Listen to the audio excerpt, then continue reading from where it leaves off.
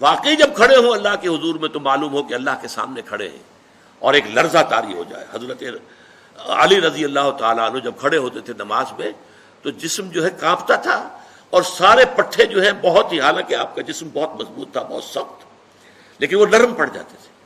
چنانچہ ایک موقع پر آپ کے جسم میں کسی جگہ پر ایک تیر گھپ گیا، اسے بہت کھینچا نہیں نکل رہا تھا، پٹھے جو اندر سے ایسے کھینچے ہوئے تھے کہ انہوں نے اس تیر کو پکڑا ہوا تھا، جکڑا ہوا تھا۔ حضرت علی نے فرمایا کہ ٹھہرو، میں نیت باندھ لیتا ہوں نماز کی، پھر اس کے بعد تم اس تیر کو کھینچ لینا۔ اور وہی ہوا، نیت باندھی، اللہ کے حضور میں کھڑے ہوئے، اب پورا جسم جو ہے اس کے اوپر ایک راشا ہے،